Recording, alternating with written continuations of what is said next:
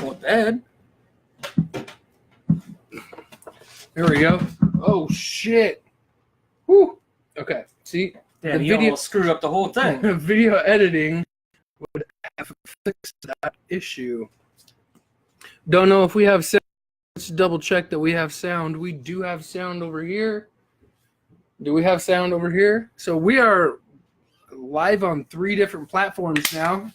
We are Talk Interference Sports.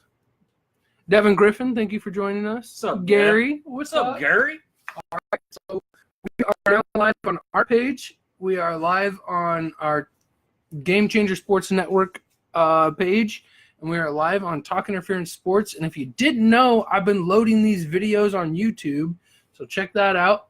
Check out Talk Interference Sports on Twitter, Instagram. I'm just gonna do what you gotta do. Twitter, Instagram, Facebook. Follow the Game Changer Sports Network on all of these things. Pats, baby, Pats. Yep. Man, why are you out here, dude? Come on. Makes me sad. Oh yeah, way better. Okay, so looks good over here now. Yes. Okay, so check it out.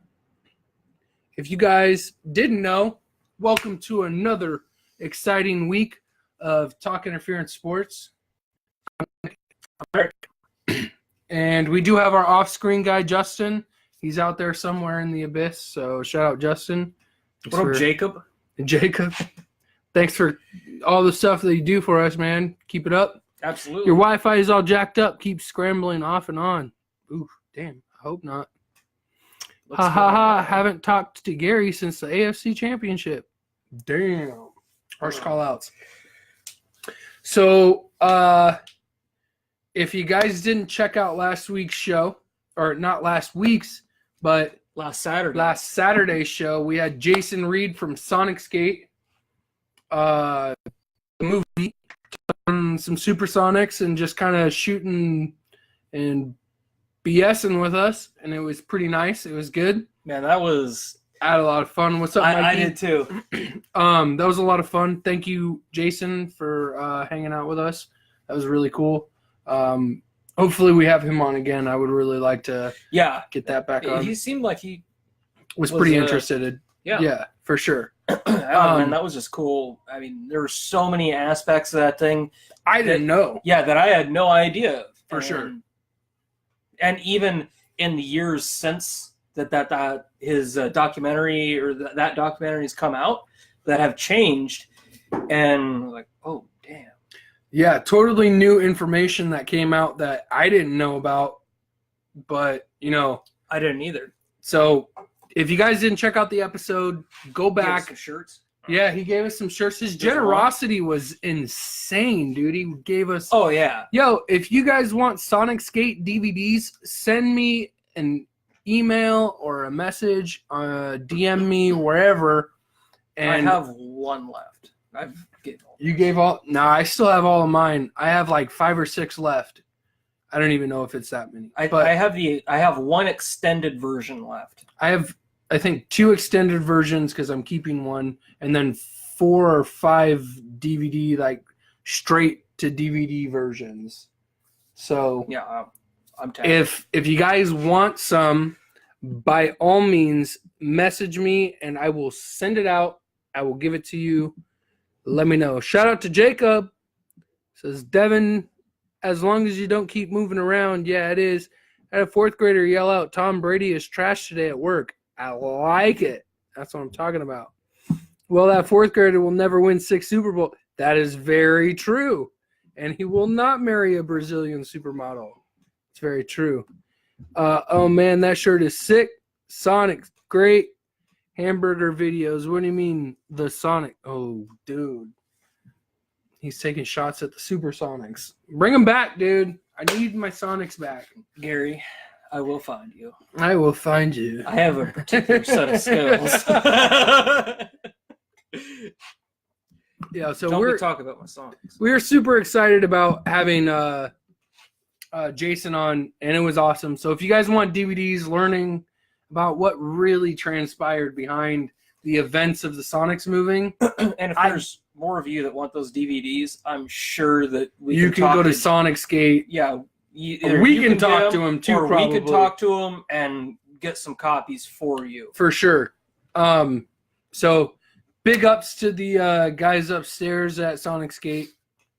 Absolutely. Thank you. Great documentary. And if you're not aware of that, they do have a free version of it on sonicskate.com. But if you want a physical copy of it, I got that and I'll give it to you. And there is an extended version or something like that, and it has more interviews, so it's a longer version too. Mikey, I will get you one. I got you for sure. Mikey. Gotta remember that one. I got you. All right. So, Mikey, I'll send you one for You're sure. gonna have to read those. I can't Yep. see that. Yep, I see that. And I'm taking care of the Twitch down here too. Okay, cool. So, if you're going to a concert or a sporting event, look it up on SeatGeek.com, SeatGeek.com. For an event, look it up and then enter the promo code GCSN, and they'll give you $20 off of your next purchase. So check that out. Let's get into it. This is episode 26. We made it this far, dude. This is crazy. Man, 6 months. I just 6 months? Is it really that long? Well, there's 52 weeks in a year. Well, but I counted Saturday's episode okay, all right. as Not 25. quite. So not quite. But we're almost there. We've almost been on the air for half of a year, man. Yeah, That's insane. Hey, Yeah. we're still alive. who knew, right? Get over it, Gary. We are on basketball, hockey, and rugby. Better luck maybe sometime when Brady retires, Devin says. And baseball spring training has started. I love it. Baseball spring training has started. And I don't know if you guys saw this, but Manny Machado signed the craziest, insane free agency deal. And I can already see it on your face. The craziest free agency deal. I don't like it. I don't like it either. But you know what? It is what it is. Tell me your thoughts on it, man. Let's talk about it. Well, now, because this is the Looking out for you, Mikey. I is got this you, the dog. first or the number one or the second highest free agency It's signing? the first Okay. because the other one was higher money but less amount of years. Okay, yeah, because I thought it was between him and John Carlos Stanton. Yeah, for the New York Yankees. Yeah, I but- think it was an 8-year deal for $310 million. And I don't know the numbers, but That I would make remember that would make it more than because maybe of it was you. maybe it was 12 years. I don't know. I know Machado's is the first, Okay. the highest paid free agency signing. I still don't like it though. I I mean, don't either. you know, here's a guy that all teams that I'm sorry. Here's the guy thing that you just Oh, we yeah. make fun of Chris Collinsworth so much. Now he literally true. comes out the gate and he goes, "Here's the guy." all right, fine, yeah. But all right, so every team that Manny Machado's played on, they say he's a bad teammate and he's a poor work ethic. Why do you sign a guy like that to a $300 million contract for 10 years? If I'm an owner, and I am not, so obviously I'm just speculating, but if I'm an owner, that's not somebody that I want in my locker room. Toxic. Absolutely not. And the other thing that you have to look at is, the Padres aren't the Yankees. They aren't the Red Sox. They aren't the Cubs. They aren't these franchises that can afford to take a chance and lose. This is a move that if it doesn't work out, it could bone them for years. I even came out the gates last week. I don't know if you remember, but I read online that the Padres were offering him a short-term deal, and his exact words were, I don't want to sign with a new building team for a short period of time. And then they slap him with a 10-year contract. I'm just flabbergasted at this because we talked about this last week. Do you remember talking about it? I do. Where It hasn't been that rough of a week. Yeah, I'm sorry, man. I'm sorry. But all I'm saying is we talked about how he wouldn't want a short-term deal, but he was bashing at them at the same time for I think he's tired rebuilding. of it, though. I mean, he played 1 year for the Dodgers, and I think he only played half the year last year with the You're Dodgers. right. Yeah, he did. Yeah, he he didn't only play played a full half the year. year because he got signed with the Dodgers at the All-Star break. So, I mean, he's been bounced around from team to team. I understand his, want for some consistency and be able to actually meld with a group of people, and maybe 10 years will do that. And maybe we'll see something different, yeah. But I think the third highest contract or free agency signing was Robinson Cano with the Mariners. And okay, let's not tackle that beast right now. yeah, well, I'm just saying 10 I get what you're years saying. isn't really necessarily he's going to be with the Padres for 10 years.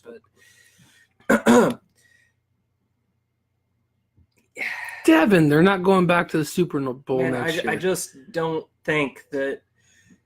I think the Padres could have gotten at least as good of a player for less money somewhere else. Okay, this is where I'm firm on this when I say this about all sports: hockey, rugby, football, baseball, your auntie's sister's softball team. This is where I'm at. The goal in sports is to win. Yeah. To win. The reason why Tom Brady has 6 rings, 7 rings, 9 rings, 20 rings, whatever amount of rings he ends up with at the end of his career is because that dude takes pay cuts. Mm-hmm. The selfishness in these guys' contract negotiations is clearly an issue all the time. Even stems down to what's his name? I can't remember, but it doesn't matter. You have to be a lot more specific than that. Yeah. Sorry, I'm on a train of thought, and I'm trying to just think about it. But when you don't take pay cuts and you make big, I need this money is mine. You already get paid millions and millions of dollars. Yeah, maybe your wife isn't Giselle and she makes more money than you, but I want to win championships. When I play sports, I want to be good. I want to make a legacy. That's the same thing in music. Music is timeless. You want your music to be a legacy. Same thing in sports, in my opinion. So when these guys sit here and tell me, oh, I want $300 million, and then I'm going to go play for the Padres for 10 years, what does that do for you? Yeah, it puts money in your pocket, but it doesn't put your name in the books. No, it doesn't.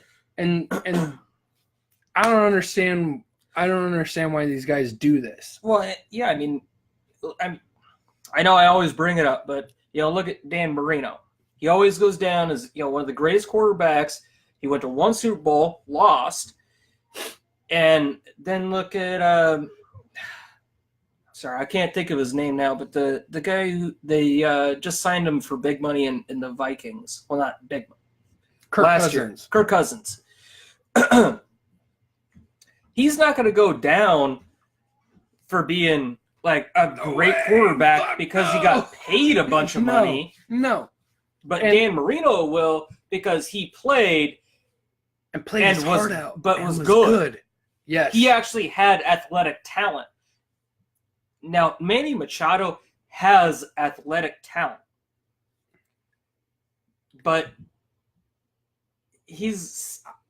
I guarantee that in 15 years, we're not going to be talking about Manny Machado. Manny Machado, when you have these puzzles that fit together, is not even close to being the centerpiece of these puzzles Totally to make agree. you win a championship. And Manny Machado is a good player that you pay maybe a little more than average, because I mean he's better than a lot of people. A, in his position defensively, and B, offensively.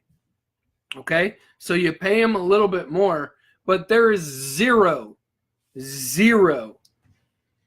reason this man should have the highest free agency signing at all.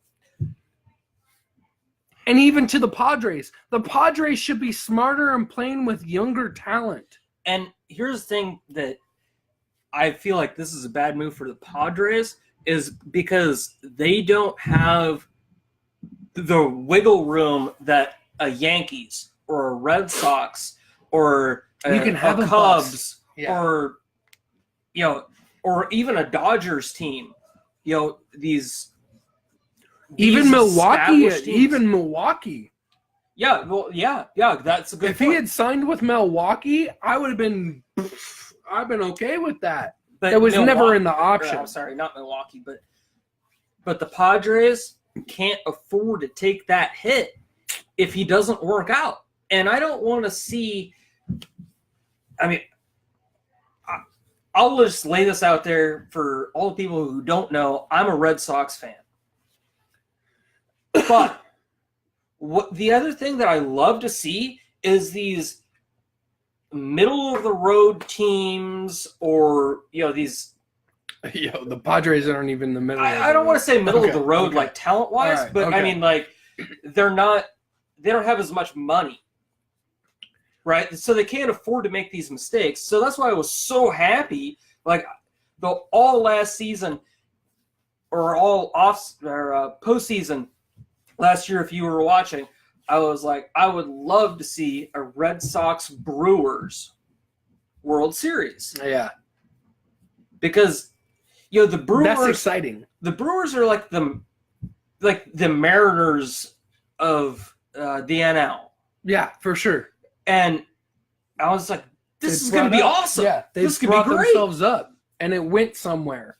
And and then it was the Dodgers, and it was what it was. And but honestly, in the postseason last year, I think Milwaukee was a better team. Devin says, saw this on Sports Page. Padres went 69-70 last season. Now they're going to go 70-69.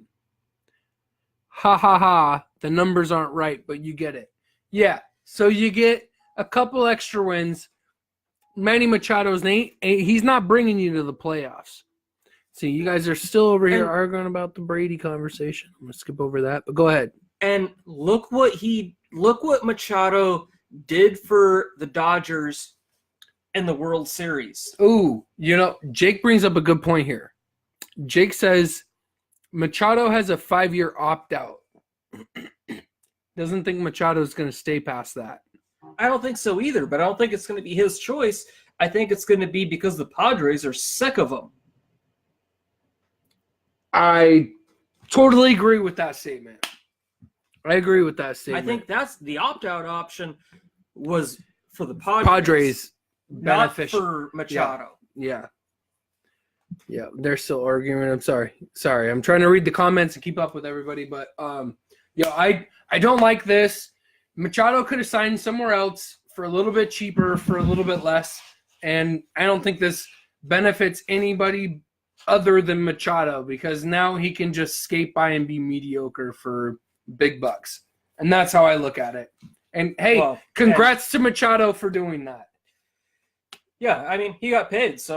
Yeah, congrats. Good job, buddy. Yeah. Doesn't do you anything won. for the sport. You can continue to do a crap job just like you have been. Well, clearly Eric is not a big Machado fan, but I'm saying he's F better that than guy. mediocre. He's better than mediocre, Okay, and he's a better than mediocre player, but as not even as a fan of teams that he's played on, but just a fan of baseball in general, I can't find a redeeming factor about that man. Okay, I agree with that. I agree. I agree. I always hear negative things about him. I think the I hear faster nothing but negative that I can things about stop talking about him, the better in my mind. Okay, well, my buddy over here says his name's Bobby, and he says, "Hey, up, I'm Bobby? back on Facebook," and he says, "Harper to the Phillies." I've been reading a lot of like rumor mill stuff, and a lot of guys that have a little bit of like inner working stuff, because I go deep down onto like the Twitter stuff, and I'm hearing that Harper was supposed to get the deal that Machado was going to get, but with the Phillies. So when this happened with Machado, I was like, oh dang. Before I say this, But look at I would like to see Machado in Philadelphia, or not Machado, Harper in Philadelphia. It would be phenomenal to see him there. And if Harper does land, I'm going to say it right now.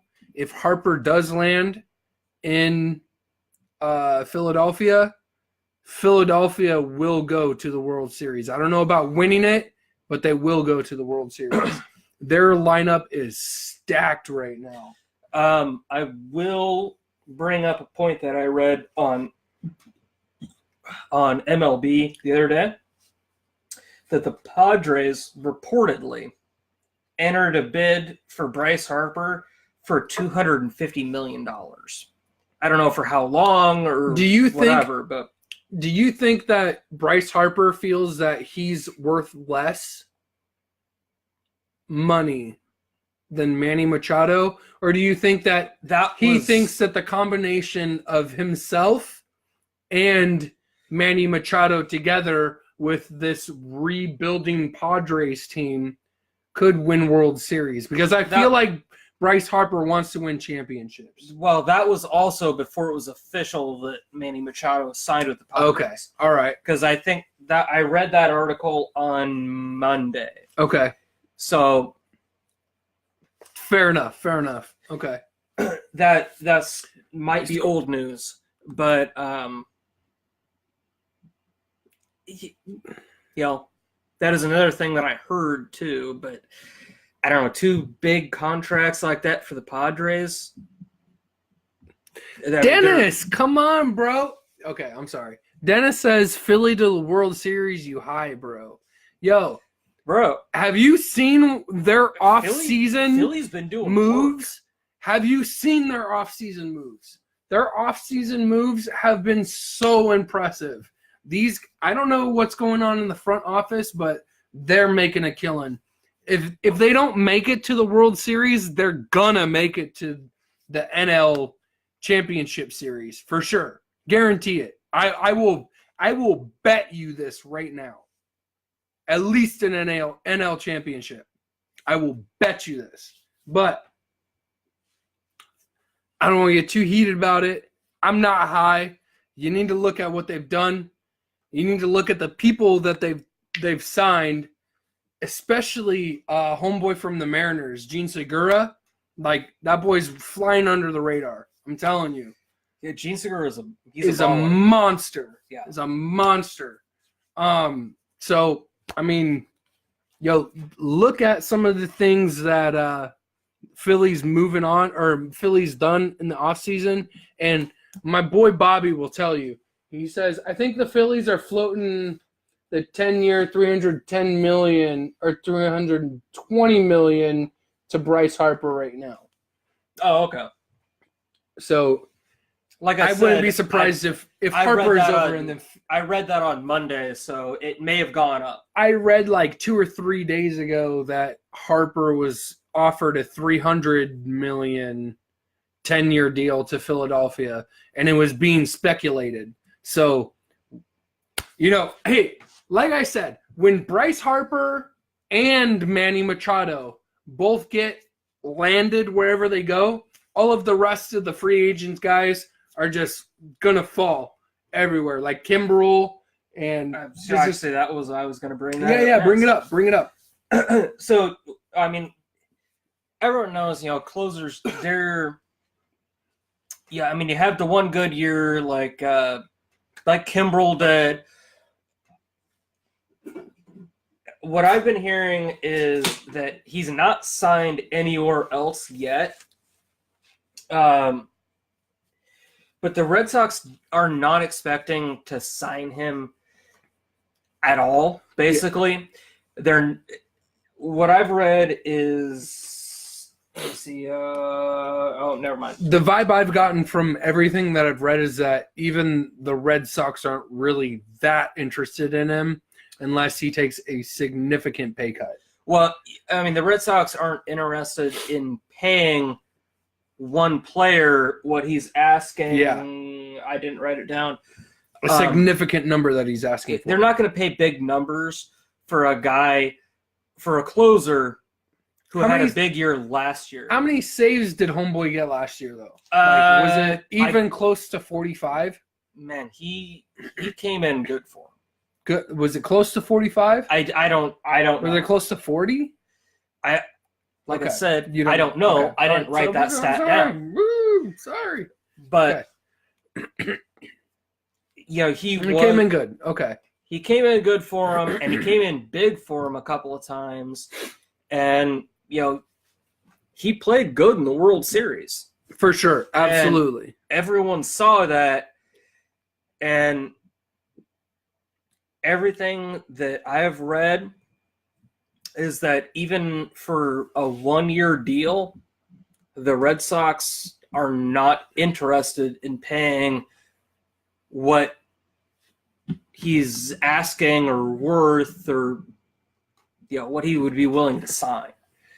So I don't know what's going to happen there, but we'll see. I'm interested. Very, very seriously. I don't think he's going to be in a Red Sox uniform again. Yeah. But have you seen their pitching staff, Dennis says? Yeah, I have. And I'm impressed. The Phillies. Oh, the Phillies. Yeah. Can someone please tell Gary D was offsides? Yeah. D was offsides. I have Segura, LOL, typical. Come on, Red Sox news. Spit it. I want to talk a little Chris Sale. So the Red Sox, obviously coming off a World Series championship. And at the end of this year, Chris Sale and also Xander Bogaerts are coming up on free agency. And I got to move this up so I can actually read it. John Henry, he's the principal owner for the Red Sox. He said that their biggest interest is they want to avoid what happened with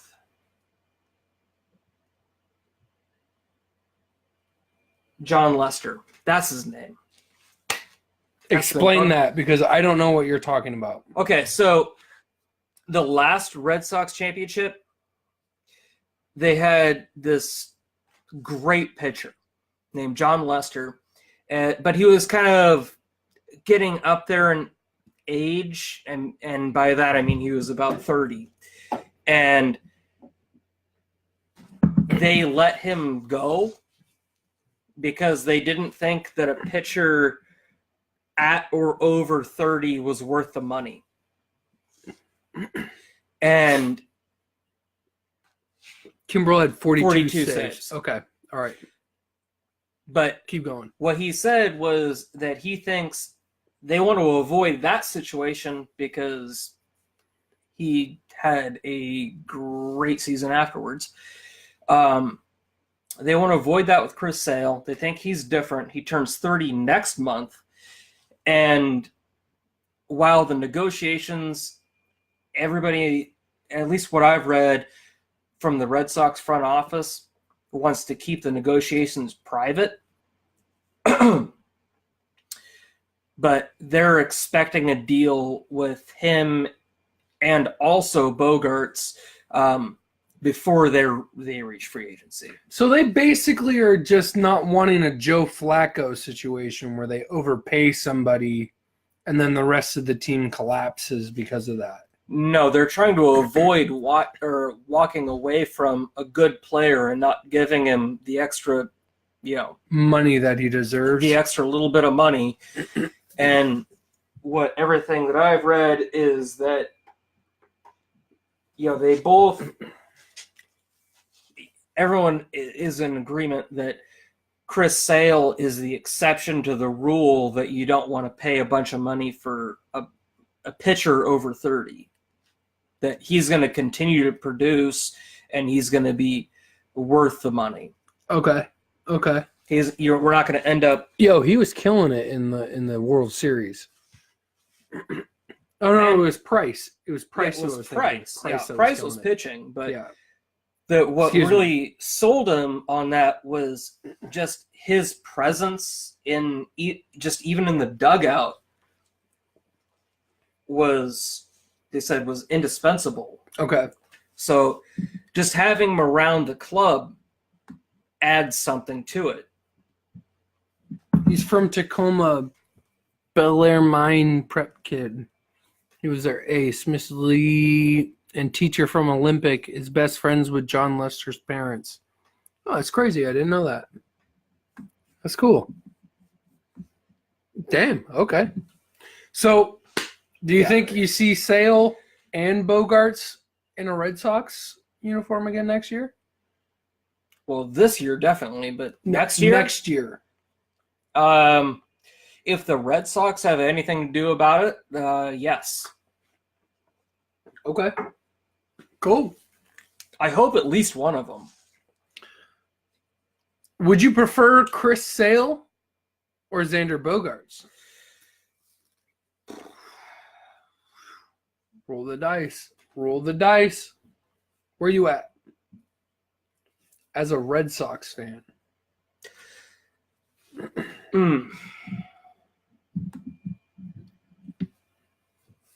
Damn, that's tough. I think I would probably go Bogarts Okay. just because of his. Damn, that's a tough one. Because now I think about it, I'm thinking, Sale. See, I caught you in the stuck, bro. It's okay. You don't have to answer me right now. All right. I'll answer you next week. Okay. All right. Give me some time to think. Okay. So, you got any MLB talk you want to still bring up? Yeah, I do. Okay. Bruce. Ooh, man, I'm gonna butcher this. Bochy. Bochy. Okay. He's for the Giants, right? Yeah, for the Giants. Okay. Yeah, he's the manager for the Giants, and he announced that he is going to retire at the end of the 2019 season. And, Salute, bro. man. And this guy, I don't care. Read off those I'm two gonna stats, man. Yeah, go for it. So yeah, he'll retire at the end. He's been a manager for 12 years. He's led 4 different clubs to National League pennants. He's won 3 World Series championships in 2010, 2012, and 2014. Only 10 other managers have won 3 World Series, and the other 9, obviously including him. Sorry. No, it's all good. The other 9 are already in the Hall of Fame. He has 1,926 wins in the major leagues, and that puts him at 11th among all managers. He has 927 wins with the Giants, and that's second most in franchise history. And Did you happen to look up how many wins he was away from being first in franchise history? I'm sorry. He's been with the Giants for 12 years. He's been a manager in the major leagues for 25 years. Oh, okay. Skirt.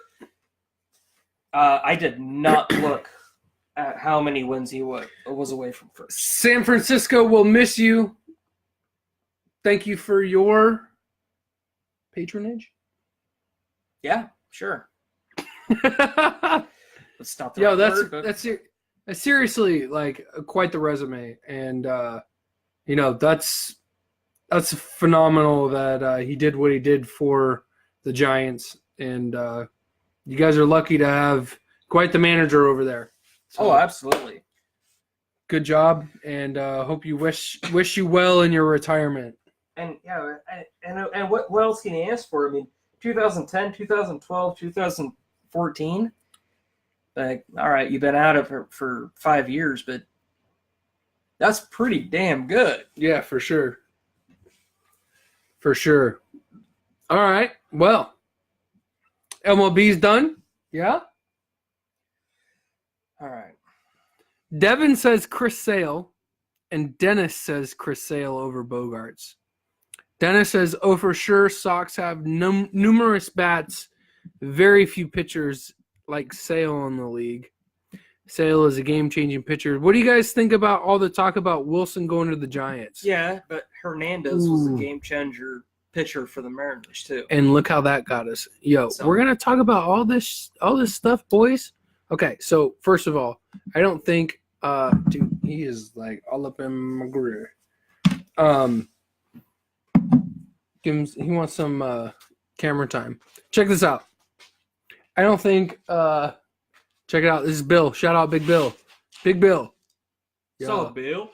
So I don't think Russell Wilson's going anywhere for a while. I think this is just entertainment rumor mill. I think this is all. We'll touch on that in a minute. Okay. And Devin, I wrote a huge thing about the Blues. I'm gonna get to that in a little bit. But Russell Wilson ain't going nowhere. Russell Wilson's gonna stay. I don't think his wife is going to coerce him into going to New York. I don't see that happening. I'd bring back Sale as well, unless there is someone out there they make a trade.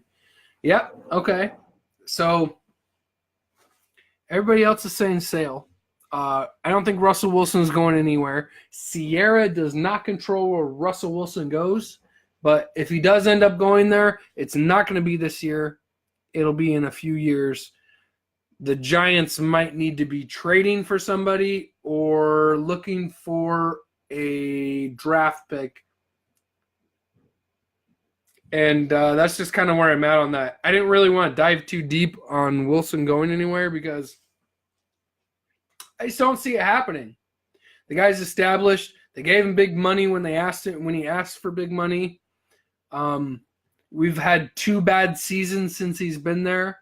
They've been to 2 Super Bowls. I feel like he's pretty committed there. Sorry, y'all. I'm back. Cat problems. All right. So I don't want to talk too much NBA.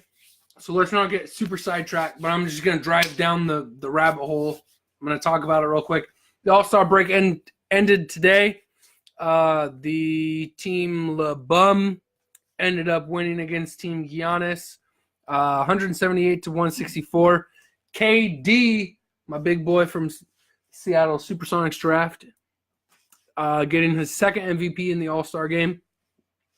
I'm going to make this statement right now, though. All jokes aside, seriously, guys, I don't think LeBron and the Lakers are going to make the playoffs this year. For the first time in 9 years, it's a little early to call, but it's early to call. I get it, guys. I understand. Before everybody goes, woo, LeBron. Okay, check it out. Everybody's probably still mad that he was like, hey, look, here's a nice little package of my team. Let me put a big bow on it. Let's send you guys over to New Orleans. It's not going to happen. So now they're all still here. Anthony Davis is not, and nobody's playing all right. LeBron looks injured, and they've lost a couple games that they should have been winning. So My big bold statement for the NBA right now is LeBron and the Lakers will not make the playoffs. Don't really have too much to add. I didn't write a top 5 this week, but it's not too much different than my last week. Go ahead and check it back out. And I'm pretty sure Philadelphia is going up a little bit more if I look more into it because they've been playing hot. Got NBA news? Got anything to talk NBA? I do not. Okay. All right. Spit me with some MLR. I do want to go. Actually, you know what? I'll do that at the end. That'll be my last thing. Okay, MLR. All right. So this is week 4. I'll be right back though, real quick. Just gotta go pee. Word. Week 4 of the MLR. I'll start with Rugby United New York versus NOLA Gold. New York, who had, I think they were 1-2 going into this game, and the NOLA Gold was undefeated, and that ended. New York handed the Gold their first loss. The New York fly half, Cathal Marsh, came up big with 3 penalty goals, 2 conversions, and a try. The Gold had a hard time with kicking.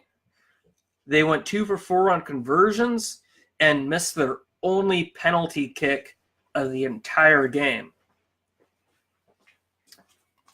So NOLA is no longer undefeated, baby. NOLA is no longer undefeated.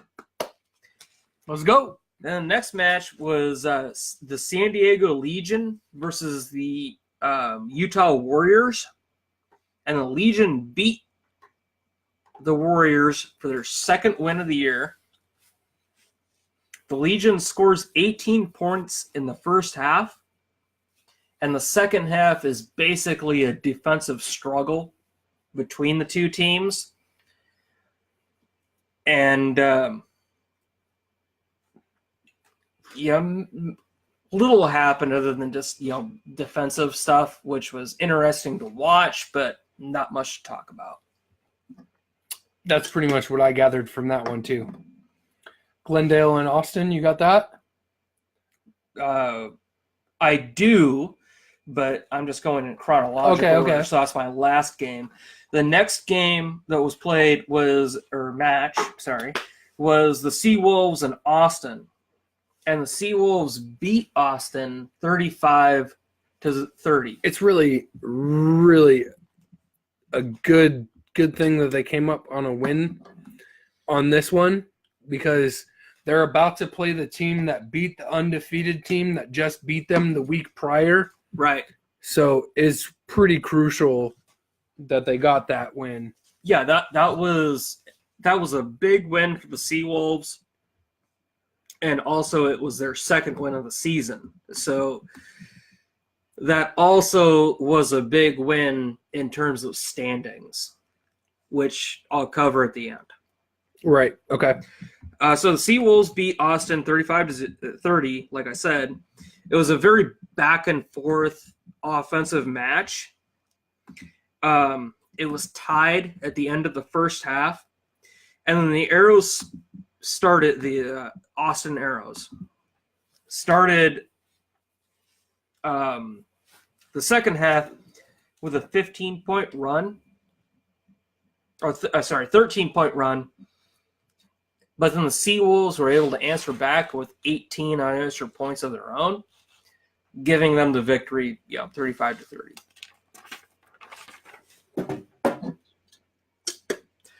Next was the Glendale Raptors and the Austin Elite. This was also Glendale's second win of the season. Yep. They beat Austin 24-13. Oh, I'm sorry. That was Glendale's first win. Yeah. I thought they had won the first week. No, the first week they played the Seawolves and lost. Yeah. Yeah, I thought they won the second week. But anyway, So Austin takes a early lead with a penalty kick for 3 points, for those of you who don't know. And then after that, it was pretty much all Glendale.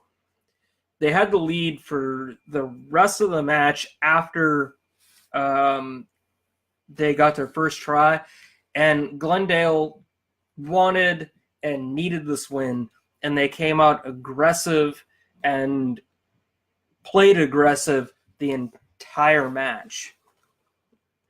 That's what I'm talking about, baby. And Austin kept up with them until the end of the first half. And then the second half,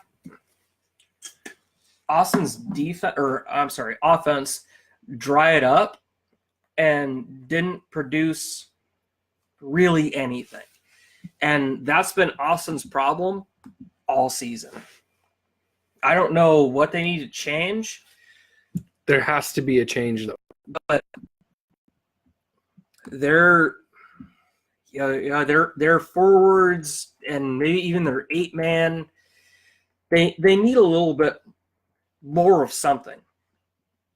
I don't know enough about rugby to Speculate. know exactly like who the player is that would make a difference in that team, or we're still anything learning like the that. difference between certain things in that thing. Yeah, I can watch a match and tell you what's happening, but in terms of they should try and go for this guy or that guy, right. I don't know that. Right.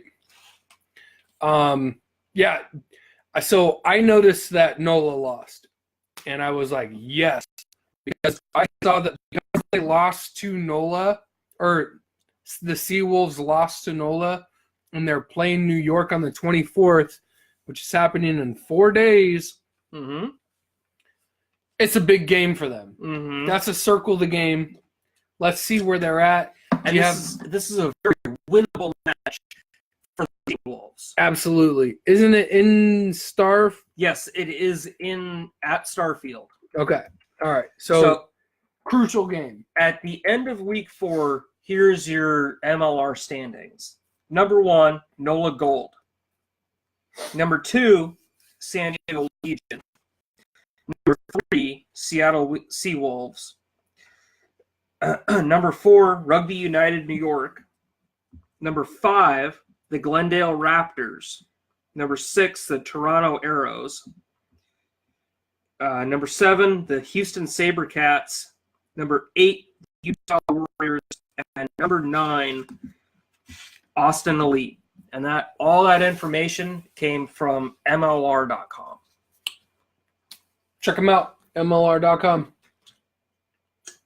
All right. You got any more MLR stuff?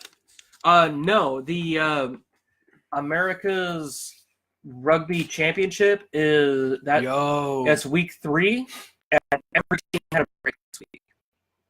So the action will start up again this Saturday. Let's go. Go USA. Yep. USA. USA. USA. Okay. USA. Okay, we're done with that? All right. Okay, yeah. Well, I thought we were, but we can do one more if you want. USA. All right, so I don't have a whole lot of NFL news.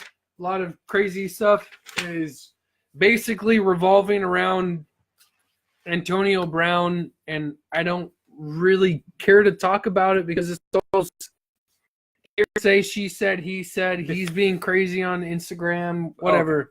So Antonio Brown, until you make a deal and you go somewhere, I don't care. And I've heard talks of like, oh, Seattle going to get Antonio Brown. That's the worst possible scenario for Seattle. I would hate that move. That's horrible. The Seahawks are a run first team. Exactly. Run first. Secondly, it's the same reason that frickin' what's his name? Oh my god, I can picture his face, but I can't. We got him from the Saints, so we traded Jimmy Graham. Jimmy Graham. It's the same reason Jimmy Graham didn't work out, but he's going to require more money than Jimmy Graham did, and we're going to get Not worth it. much or even less, maybe. As phenomenal as it would be to see Antonio Brown in a Seahawks jersey. And because that guy's an elite wide receiver. Easy. It's not worth it. And I also hate to say that about Russell Wilson. I mean, the guy could chuck the ball. But he's not Ben Roethlisberger. It's not a limitation on Russell Wilson that we can't have an elite wide receiver that he can throw to. I don't think so. Russell Wilson can throw a deep ball. Man. Nah, man. Okay, dude. The reason why it works maybe so not like Aaron Rodgers or Ben Roethlisberger. No. You're getting me misconstrued. The reason why it's not a good fit is because the reason why it works is because in Pittsburgh, you can go back and watch film, and you guys can disagree with me if you want. I don't care. I've done enough research on this. The reason why it works with Antonio Brown and Ben Roethlisberger the way it does is because the play, let's say it's a curl route, and then Antonio Brown goes out for a curl route, and he's covered. Everything else is covered down the field. Ben Roethlisberger has no options. Antonio Brown goes downfield and runs downfield as far as possible on a broken route. And Ben Roethlisberger chucks it up and does that. The reason why that won't work for Russell Wilson is because when option A, option B, option C doesn't work for Russell Wilson, he runs the ball. Antonio Brown is not the answer for Seattle. Don't do it. Stay away from it. Franchise tag Frank Clark. Get KJ Wright back. And then sign Russell Wilson again next year. That's actually interesting. I didn't even think about that part of it.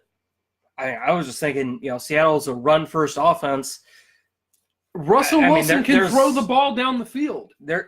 There's a lot of money that could be spent on, say, a better running on offensive line, or maybe even, don't even get me wrong, our running backs are good, but we don't need 1, 2, 3 running backs for first down, second down, and third down. We don't need guys for the short yardage, first yard. If anybody from the Steelers is coming over to Seattle, sign Le'Veon Bell. Man. And I'm not even approving of that. I would rather Le'Veon Bell than Antonio Brown. Okay. Le'Veon Bell can catch the ball too.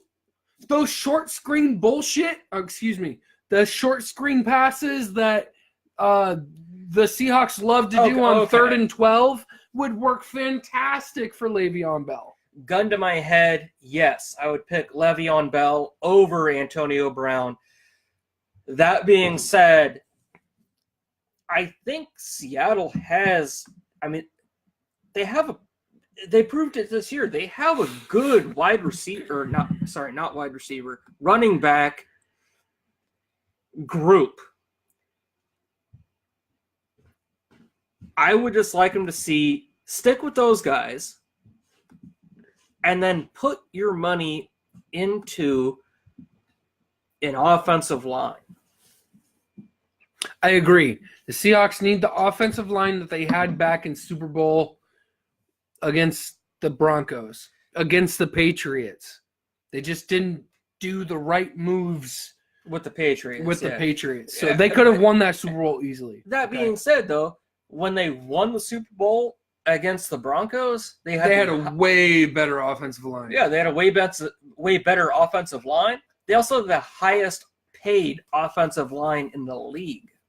It's true. And they could afford to do that because you had Russell Wilson on a rookie contract. You had Doug Baldwin on a rookie contract. You had Richard Sherman on a rookie contract. You got Marshawn Lynch for cheap from the Bills. You got Cam Chancellor and Earl Thomas on rookie or cheap deals from other teams. And those guys aren't worth nearly as much as they are now, as much as I would love to have them still there. But I digress.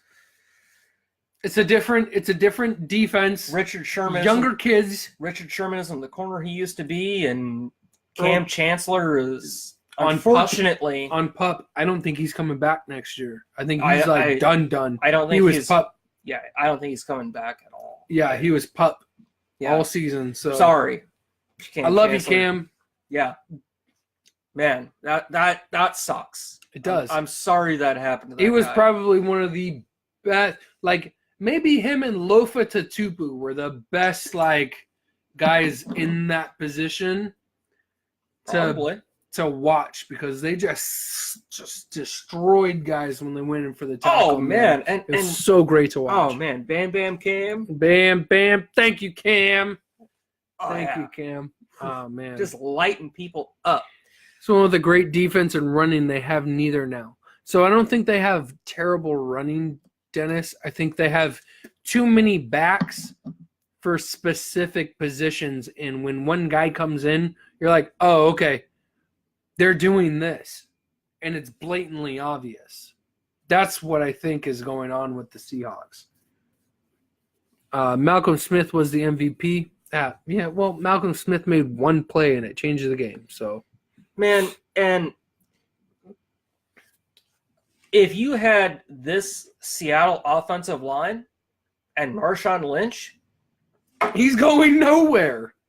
yeah, He's going nowhere. I mean, don't care how beast mode he is. they can't stop a wet fart in a paper bag. Yeah, so is what it is, man. You know, Marshawn Lynch was Marshawn Lynch because, yes, he was an incredible athlete. It still is. And a great running back, and I loved watching him. But he was able to do what he did because of he that was O-line. running behind the highest paid offensive line in the NFL when they won the Super Bowl. If I could, I would bring up stats and look at the comparison between the O-line or the career that Marshawn Lynch had in Buffalo before he came to Seattle, then the first season or two that he had in Seattle until they built that O-line, and then show you the numbers of what happened once that O-line was established. If Thomas Rawls had been running behind the offensive line that Marshawn Lynch If won the Super Bowl with, Shady McCoy he was wouldn't behind. have broken his leg. Oh my God! If Shady McCoy was Enough behind said. that line, if Fred Jackson, dude, I'll even go that far because he even played for the Seahawks. He did. Fred Jackson could probably run as well as Marshawn. Maybe not break 8-9 tackles down the field, but he'll have maybe a quarter Man, less Fred of the Jackson stats. was a He good was running good back. for sure. And when he ran for Seattle as a third down back, he was good. Whoa, think about this, dude. What if Sean Alexander was behind the line? Man, Oh, that would have been filthy. right? That's a Super Bowl. That's a franchise, baby. Let's bring them all back. Yo, I'm getting too deep down the rabbit hole now. Right. Anyway, enough All right. about Seattle. Let's switch over to San Francisco. Tell me about it. I didn't hear about it. Okay, you know what I'm going to say. You know what I'm going to talk about.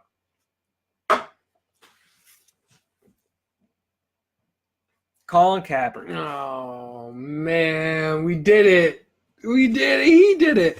Don't lump us in together. We didn't do it. He did it.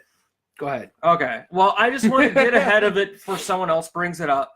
Okay, so Colin Kaepernick and their attorneys, along with Eric Reed and his attorneys, whatever, they settled with the NFL. That's fine. On Friday, they settled out of court. Here's the thing that I have a problem with. It's all of these major, networks or whatever saying he signed for this much money, whatever this is. A lot of settlements settle out of court and never go to, a judge. In that settlement, there is a non-disclosure agreement.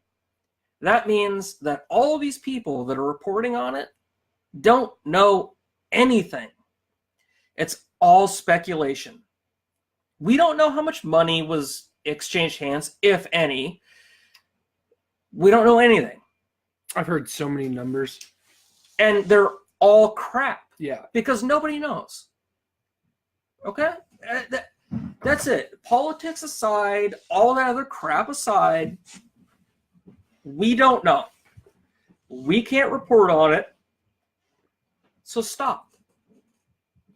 I do want to say, though, since you brought up the topic, the dude was offered a contract in the AAF. Okay, well, and he told them, yes. He said, no, I want $20 million, which leads me to believe that the boy doesn't want to play football anymore, and he's happy where he's at. And is just okay with being a martyr. Man, homie just wants to be a martyr and make money off of being a martyr. That's my thought process. I'm not even gonna go that far. I'm just gonna go with what I know is fact, and they settled out of court, and okay, that's what we know. Okay, that's true. Okay, mine's opinion. I am totally speculating. That's my opinion. I'm not gonna give an opinion. If you guys can read whatever you want, draw your own conclusions. You're not getting my opinion out of me.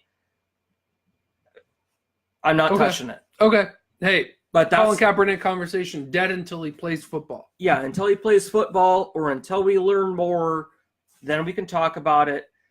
But I just wanted to get ahead of anybody asking what I thought about it, whatever. Fair I'll enough. tell you what I think. I think that they settled out of court. Like, I believe over 90% of civil cases settle out of court and don't never go before a judge. So this isn't out of the ordinary for a civil suit. It is what it is. Leave it be. Yeah. Leave it be. That's it. Let That's it be. all I'm going to say about it. So don't ask. All right. You checking the AAF out? I didn't, actually. We were on the ferry when they were playing some games. And then I went back and I looked at some of the games while we were doing. And I don't know, man. It was kind of unimpressive, dude. And I looked at all of the online information about it, and it looked like it tanked a little bit. You mean just like the XFL did after their first game? Yeah. That's crazy. So, don't know if anybody's watching, but so I'm gonna tell you what I saw on AAF. I didn't watch any live games. I watched all highlights and other people's speculations and drew my conclusion from it. But Philip Nelson's no-look over-the-shoulder quarterback pass, bro. I'm telling you, this guy's running down the field. What? Yeah, bro. He's running down the field and turns around and then throws the ball like this, and the wide receiver still catches it. Damn. San Diego Fleet, man. I'm telling you, it's a hot mess over there in San Diego. He caught it, but that's not how you play quarterback. And this is exactly why I see the potential for the AAF going from super up here to down here, where you can't even see my hand, except for you guys over here. So I'll bring it lower. But you're hearing it first. I'm disappointed in last week's stuff, but I'll still report on it. To say the least, it was terrible. The games on Saturday were bad, and the only good game that really came out was the Apollos versus the Commanders, which is the two best teams in the league. So I'll start out by going over Salt Lake Stallions lose to Birmingham Iron 9-12. Nothing really to talk about much here, but the AAF showing the skill level that the NFL has is way up here, and the AAF is just these guys. This is the reason why the guys are on the practice squad. Drop balls, drop passes. The ball security is not there. There's so many fumbles. There's a lot of turnovers. Salt Lake really controlled the game the whole time, but couldn't cash in the red zone, which is just a cornerstone of why I'm trying to say these guys really need to try to get it together, and that's why they're not in the position that the NFL guys are, because the number of drop passes is insane. Go look at it. Go look it up. Go watch highlights. There's highlights of where one of these guys is catching the ball and it goes straight through his hands, hits him in the chest, and it pops out. And then another guy comes up and tackles him. Now, in the NFL, that still would have been a drop pass, but it would have been a drop pass because he got hit. Right. Not because he couldn't close his hands fast enough. Because the wide receiver skill and the quarterback skill versus the defense skill is on so many different levels. So many different levels. So Salt Lake Stallions lose to Birmingham 9-12. Memphis Express loses to the Arizona Hotshots 20-18. There was a lot of good running in this game, so I'll give them that. The running was good. Running backs ran the ball because they're running backs. And that's basically it. There wasn't good passes. There wasn't good offensive line. There wasn't the running backs did what a running back does, and they did it good. Zach Stacy became the first 100-yard rusher in the AAF, and that's basically all I can tell you about that game, other than the fact that the Memphis lost to Arizona 20-18, and it was really kind of disappointing. But I'm telling you right now, the Orlando Apollo versus the San Antonio Commanders. This game was the game of the week, with Orlando winning 37-29. San Antonio Commanders came out and they played really well up to the Apollo. Apollo's probably going to win the championship. Like, you can already see that they're levels above everybody else, and this is the team where everybody's going to get scooped up from. Okay. But they kept up with them. Garrett Gilbert, the Apollo quarterback, seems to get himself in a good rhythm and then chucks it down the field. And these guys, hopefully, if they catch the pass, which most of the time they do, which is lucky for them because the other wide receivers in the league just don't seem – maybe it's the quarterbacks, but the catches that happen for Gilbert are going on par, and it's happening. And Charles Johnson is one of the best wide receivers in the league, and Gilbert is very lucky to have him. They get in a good rhythm. They throw the ball down the field. They score touchdowns. And it doesn't take them long. Whereas the other teams, it takes them a while. Second, third down attempts to get first downs, and then we get from there. Last game of the week was San Diego Fleet, and they beat Atlanta Legends because Matt Sims is not a very good quarterback. Isn't that also the name of their lingerie football team? Atlanta Legends? I don't know. Can someone tell me that? Is the Atlanta Legends a lingerie football team too? I'm unimpressed with the AAF. Fro says, hey, I enjoy watching it because it's football, but you can see that there are significant differences in the level of, but the defense isn't that bad. But San Diego Fleet, they won because Atlanta doesn't have a good quarterback. Sorry, Chris Sims, or Phil Sims, but your son's not as good as he used to be. We're moving into week 3. I'm going to make my picks. There's only 4. I'm taking Orlando over Salt Lake. I'm taking Memphis over San Diego. I'm taking San Antonio over Birmingham. I'm taking Arizona over Atlanta.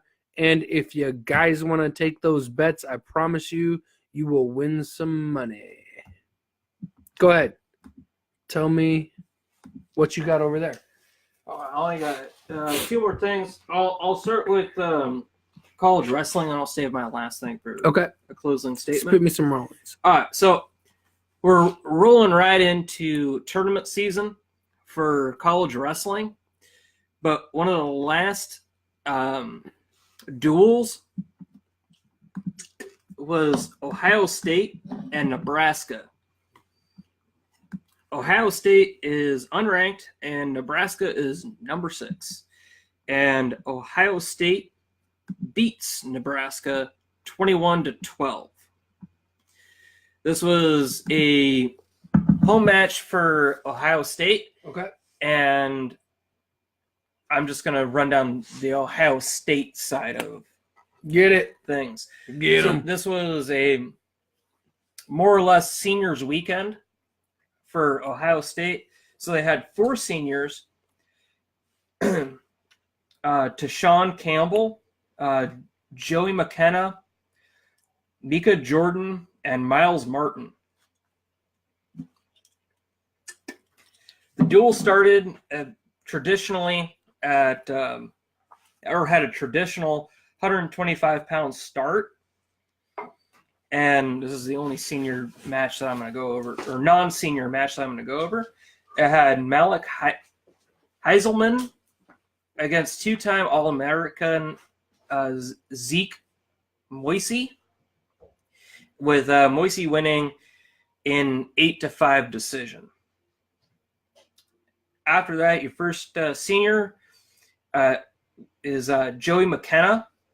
This is All-American Chad Reed, with McKenna winning in a 7-1 decision.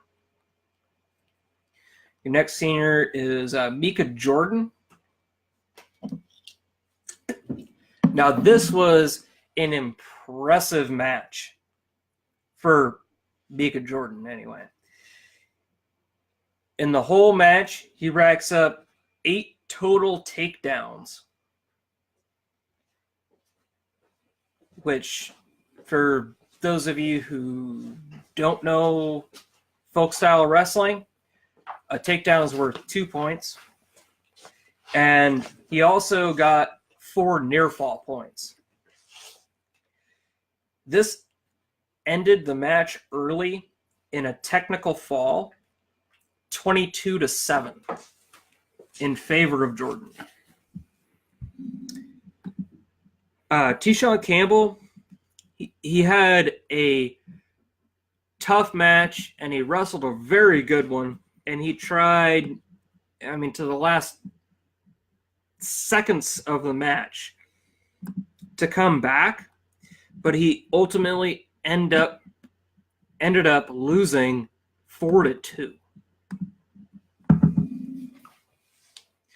Miles Martin was undefeated going into his match, and he remained undefeated, going 16-0. Hey, Miles, let's go. On his season. Miles, let's go. And he faced 4th-ranked Tyler Vince, and he gave up 0 offensive points in his 12-5 decision. Bro. Damn, okay. Basically, that means He smashed. he's smashed, and what happened was that he was so dominant that he did one of these, which to the referee, that signals that he's going to do a freestyle start, which means the guy's going to start down in a traditional wrestling start, and he's just going to put his hands on his back, and he's going to stand up and get 1 point for an escape. Oh my god. Those are the 5 points he scored. That's so savage, dude. And that's a decision. Yo. That's you can opt into doing that. If you want to give your opponent points, you start with a freestyle start. Yo.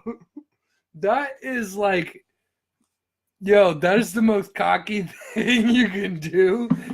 Yo, that's You know what's even worse is when you're wrestling somebody and they say, "I want to start a freestyle start." You're like, oh, "God damn yeah. it!" You got all the 'Cause pressure on you now. That's Like, happened to me. oh my god, bro. Now, granted, the guy who did it to me ended up winning state 3 times. So, yeah, that's what they all say. no, he did. You can Yeah. look it up. Yeah, that's what they all say. And I was not good. So, yeah. Pity was definitely taken. Damn. Okay. Wrestling done? No, that was the last of the duels. Now we go into tournaments, and then in They a got- couple of weeks we go into They got about a month and a half left, right? Ish. ish. And yeah, then we go into the NCAA tournament. Okay. Okay. And that's, I mean, a team can win, but mostly that's individual. Okay. All right. I'll be driving cross country June or July. Dad lives in Kentucky and gonna go to clinic. Okay. All right. All right. We're talking about some stuff on the side. I like that our viewers are getting some. Hey, let's get a little chatty. That's cool. Oh, is Dennis going to come visit us? Maybe. I don't know. Big shout out to Dennis for helping us out. He knows what I'm talking about. That's cool. Thanks, Dennis. Thanks, Dennis. So you got any more on college wrestling? No, that was it for college wrestling. I just have one more thing that I think we can end the show with. Oh, I got 2 more things to talk about. Okay, hit it up. I got to go on a huge, crazy rant about my St. Louis Blues. While you do that, I'm gonna go. Okay. Well, first of all, UFC wise. Oh, I didn't watch it. Okay. Francis Ngannou knocked out Cain Velasquez 29 seconds in the first round. But Cain's knee gave out. People were speculating that maybe it was because of his knee, but really, honestly, Francis's fist power, dude, is just on another level. The dude hits so hard. I don't even think his knee giving out really made that much of a difference.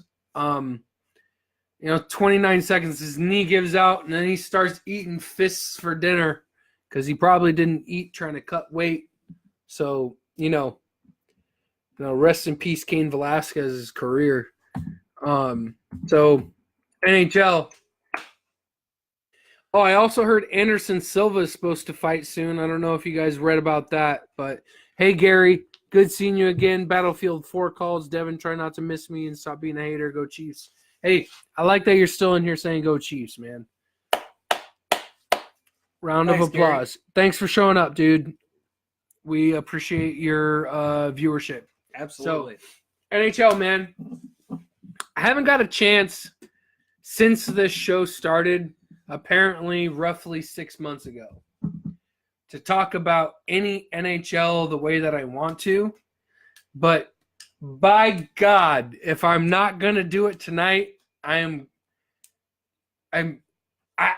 there's no other better opportunity to do it. So, Dear Dirt. The St. Louis Blues, my boys out here, have won 11 games consecutively and have been on a hell of a ride.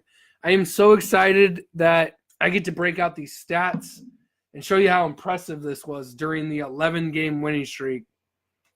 It was set yesterday, the franchise consecutive streak, 11. They got some more games coming up, obviously, so it could be 12, maybe 13, maybe 14. Who knows? We're getting excited.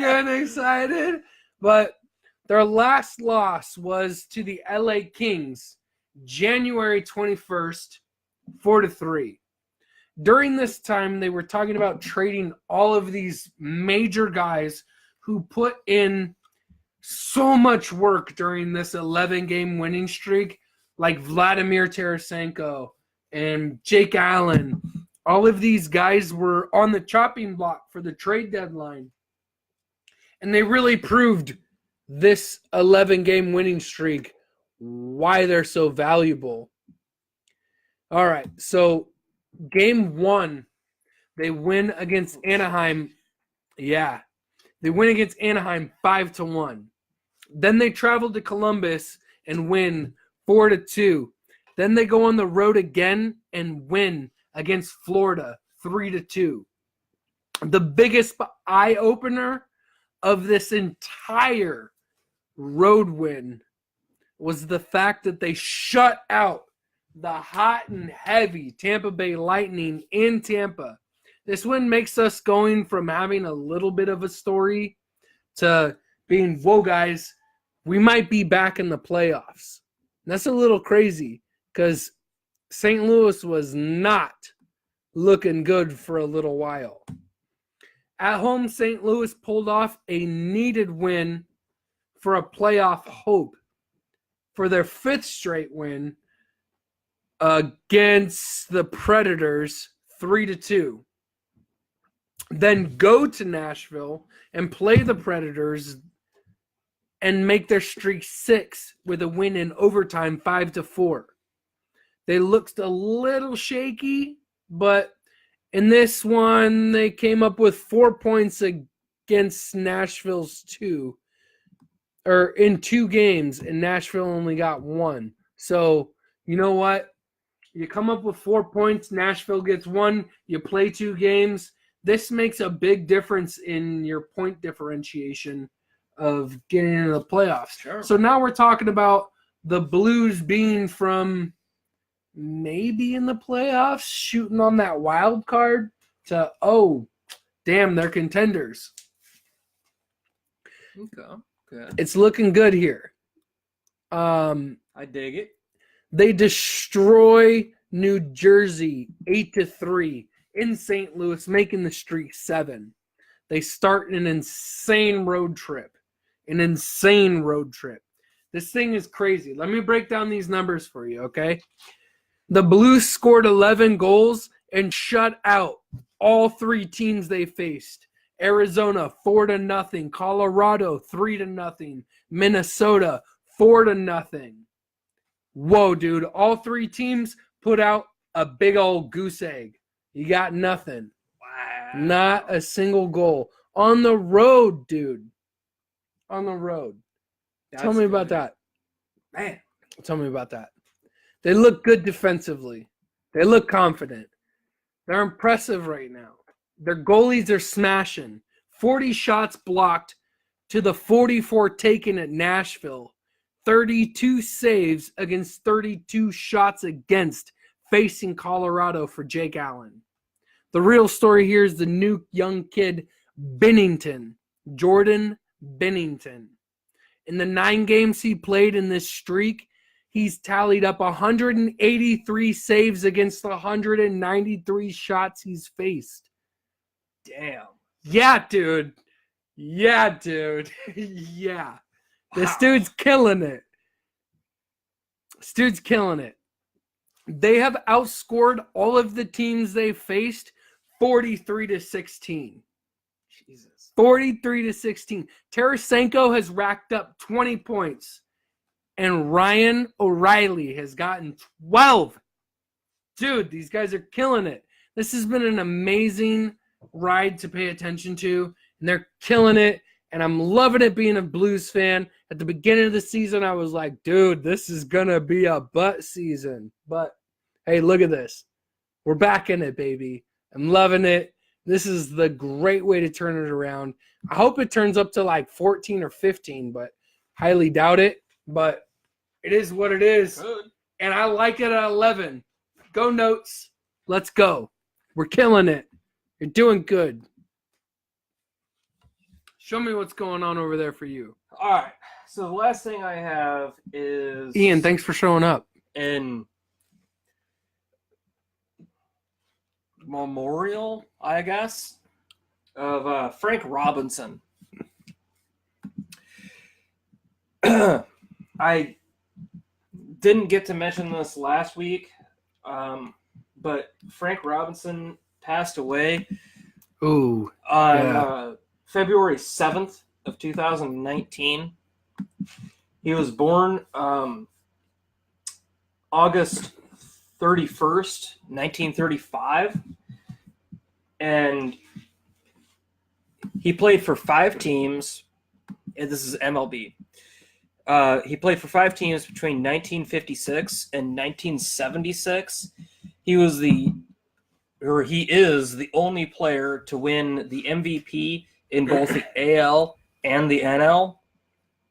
He was named the National League MVP in 1961 after winning the pennant with the Reds, and he was named the American League MVP in 1966 after winning a triple crown with the Orioles. He helped lead the Orioles to their first 2 World Series in franchise history. He won the World Series MVP in 1966 with the Orioles after a sweep of the LA Dodgers. He's a 14-time All-Star, and he became the first African-American player-manager, actually the first African-American manager, but he was also a player at the same time, with the 1975 Cleveland Indians. And on a side note with that, he, as a player, his contract was for $200,000, and as a player manager, his contract was $225,000. Ooh. So yeah, an extra $25,000 to be a manager. And then after he retired as a player, his managerial career was just or more impressive. He won Manager of the Year in 1989 with the Orioles, and he was elected to the Hall of Fame in 1982, and that was his first year of eligibility. Swag. Yeah, his number 20 was retired by 3 different teams. The Cleveland Indians retired his number in 2017. The Cincinnati Reds retired his number in 1998, and the Baltimore Orioles retired his number in 1972. I like it. So, 1972. Rest in peace, Frank Robinson. Thank you for your patronage. Man. And then there were a lot more stats there. He wasn't the greatest manager, but he wasn't on the greatest teams either. So it definitely was groundbreaking as a player. Yeah, and as a player, as a manager, I mean, he had some great batting stats too. You know, he was a good player. He was a great player, and he was an equally as good manager.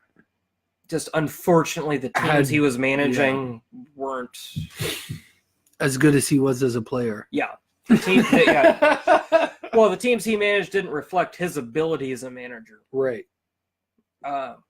But, yeah, unfortunately, and after he retires as a manager, I believe in 2012, I didn't write that down, so don't quote me on that.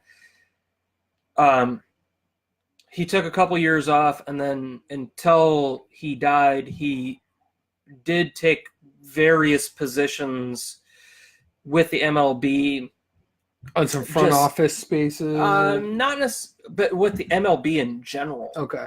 Just taking just kind of an advisory role. Okay. This, that, and the other thing, and yeah, I mean, just a guy who loved baseball and was great at the game.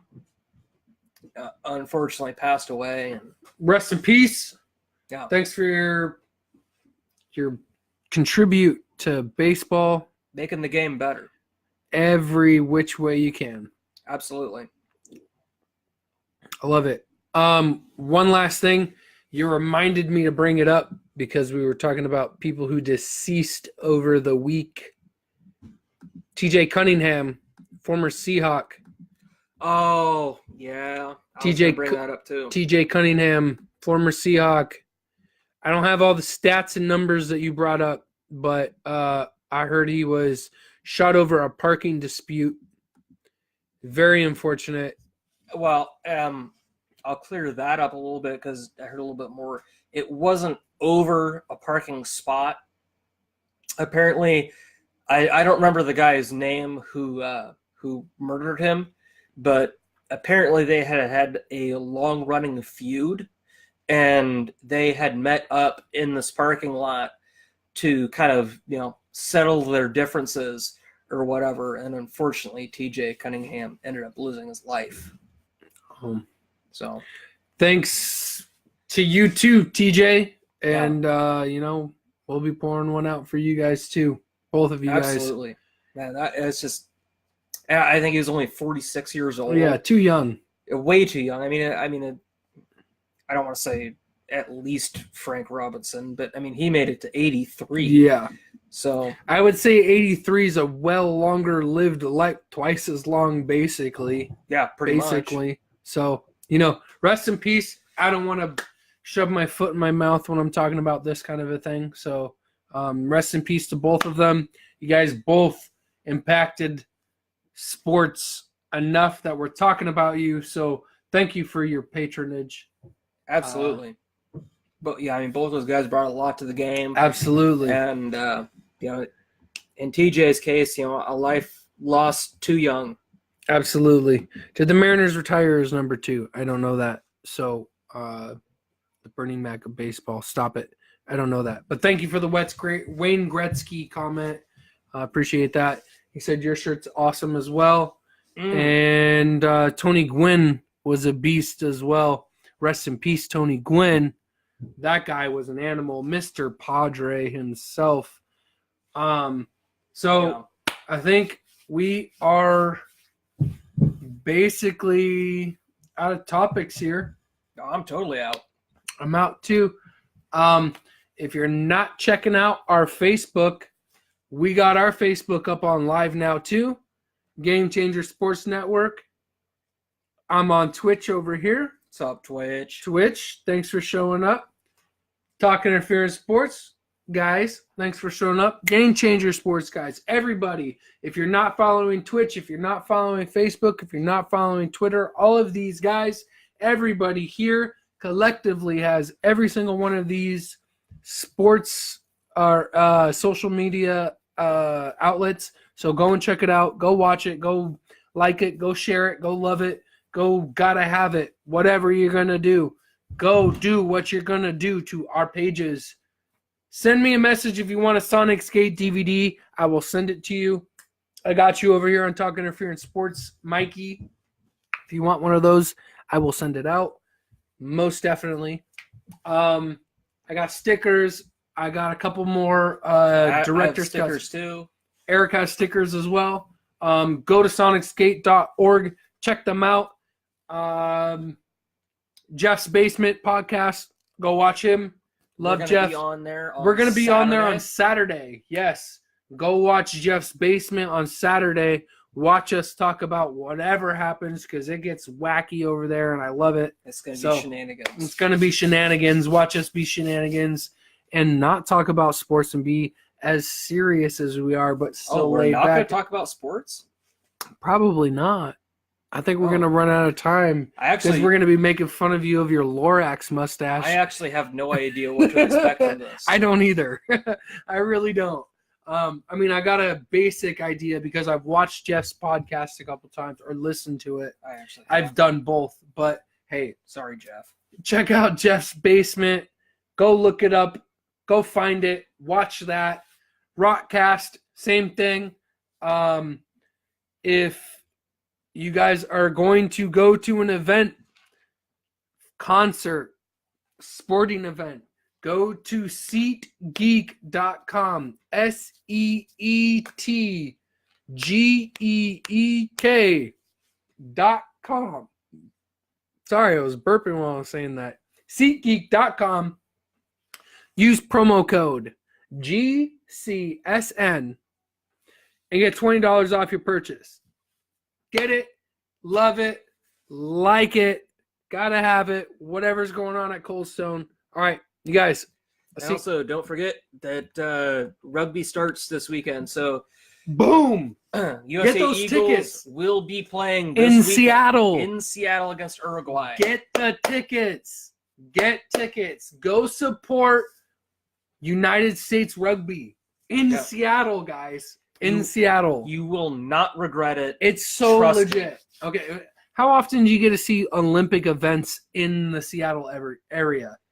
Never. And this will be Is a big chunk of the U.S. rugby team. oh, seriously, go online, look for the tickets, use our promo code on these tickets. Get $20 off. GCSN. All right. Love you guys. Thanks for showing up. You guys are the best fans out there. Good Oh, night. yeah.